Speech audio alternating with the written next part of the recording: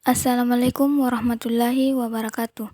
Perkenalkan, nama saya Siti Rahma Sarfika dengan NIM 2305015020004 dari kelas A Pendidikan Bahasa dan Sastra Indonesia Universitas Negeri Makassar. Pada video kali ini saya akan membahas mengenai grafemik yang meliputi grafem fonem bahasa Indonesia, fonem, alofon, dan ejaan. Yang pertama yang akan kita bahas yaitu grafem fonem bahasa Indonesia. Grafem dan fonem adalah konsep dalam fonologi bahasa. Grafem merupakan sistem perlambangan bunyi yang pada dasarnya adalah huruf, sedangkan fonem adalah satuan bunyi terkecil suatu bahasa yang berfungsi membedakan makna. Dalam bahasa Indonesia, menurut pedoman ejaan yang disempurnakan, grafem-grafem untuk fonem-fonem adalah grafem fonem vokal, grafem fonem diftong, grafem fonem konsonan, dan lambang unsur suprasegmental. Grafem fonem vokal. Pertama, fonem I memiliki dua alofon yaitu I terbuka dan I tertutup dan memiliki satu grafem yaitu I. Contohnya yaitu pada awal kata misalnya pada kata itu, tengah kata misalnya pada kata apik, akhir kata misalnya pada kata api. 2. Fonem E memiliki dua alofon yaitu E terbuka dan E tertutup dan memiliki satu grafem yaitu E. Contohnya yaitu pada awal kata misalnya kata ekor, pada tengah kata misalnya pada kata monyet, pada akhir kata misalnya pada kata sate. 3. Fonem E memiliki satu alofon yaitu E dan memiliki grafem yaitu E. Contohnya pada awal kata yaitu kata emas, pada tengah kata yaitu kata kera, pada akhir kata yaitu pada kata kade. 4. Fonem U memiliki dua alofon yaitu U terbuka dan U tertutup dan memiliki satu grafem yaitu U. Contohnya yaitu pada awal kata misalnya kata uji, pada tengah kata misalnya kata dapur, dan pada akhir kata misalnya pada kata lagu. 5. Fonem O memiliki dua alofon yaitu O terbuka dan O tertutup dan memiliki satu grafem yaitu O. Contohnya yaitu pada awal kata misalnya pada kata obat, pada tengah kata misalnya pada kata ekor, pada akhir kata misalnya pada kata bakso.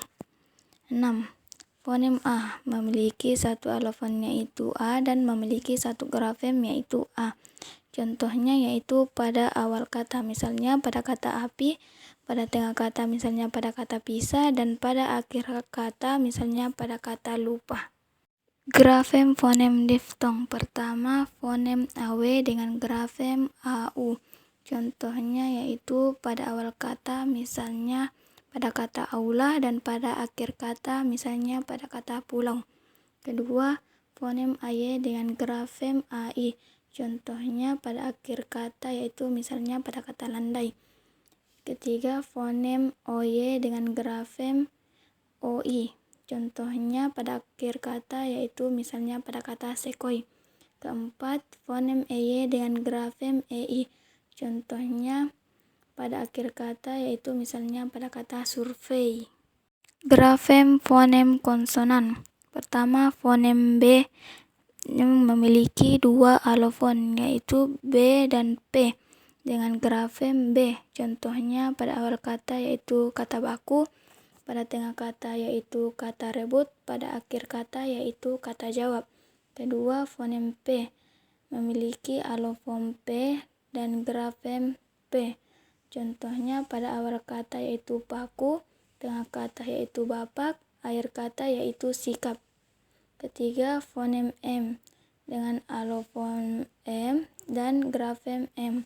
Contohnya pada awal kata yaitu muka, tengah kata yaitu aman, akhir kata yaitu dalam. Keempat, fonem W dengan alofon W dan grafem W dan U. Contohnya pada awal kata yaitu waris, tengah kata yaitu awan, pada akhir kata yaitu limau. 5. Fonem F dengan alofon F dan grafem F dan V.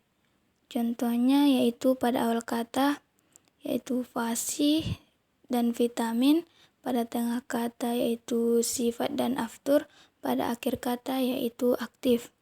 6. Fonem D memiliki alofon D dan T dan grafem D. Contohnya pada awal kata yaitu data, tengah kata yaitu adat, akhir kata yaitu abad. 7. Fonem T memiliki alofon T dan grafem T. Contohnya yaitu pada awal kata yaitu pada kata tari, tengah kata yaitu pada kata batik, akhir kata yaitu pada kata dekat. 8.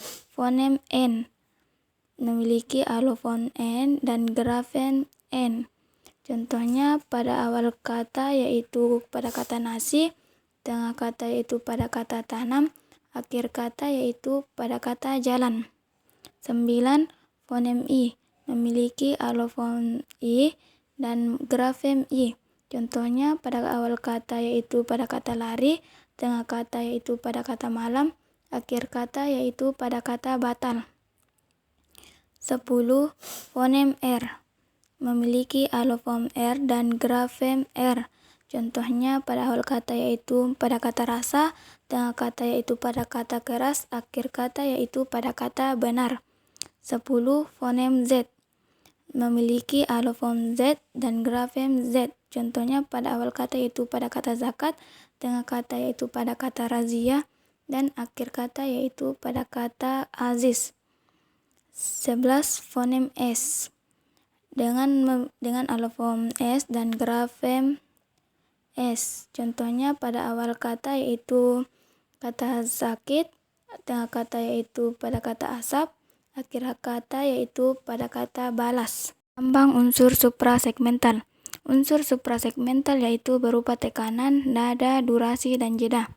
Karena tidak bersifat fonemis, tidak diberi lambang apa-apa, tetapi unsur intonasi yang dapat mengubah makna kalimat diberi lambang berupa tanda baca, yaitu pertama, untuk kalimat deklaratif diberi tanda baca titik, kedua, untuk kalimat interrogatif diberi tanda baca tanda tanya, ketiga, untuk kalimat imperatif diberi tanda baca tanda seru, keempat, untuk kalimat interjektif diberi tanda baca tanda seru, kelima, untuk menandai bagian-bagian kalimat digunakan tanda koma dan tanda titik koma.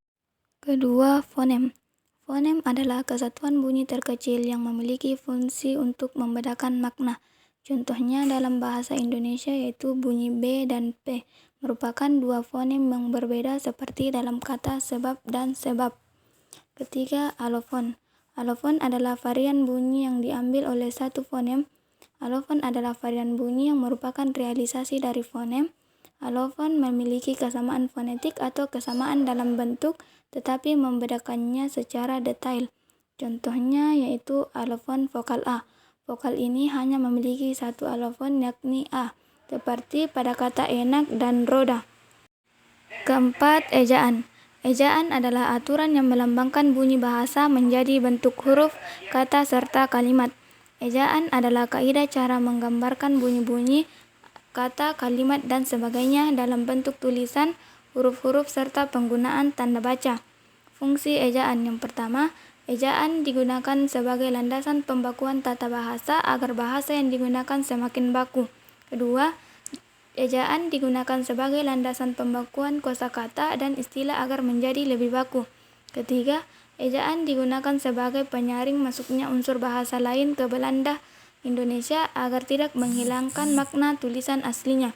Keempat, ejaan digunakan untuk membantu pemahaman pembaca dalam mencerna informasi yang disampaikan secara tertulis. Baik, itulah tadi pembahasan mengenai grafemik yang meliputi grafem fonem bahasa Indonesia, fonem, alofon, dan ejaan. Sekian, Assalamualaikum warahmatullahi wabarakatuh.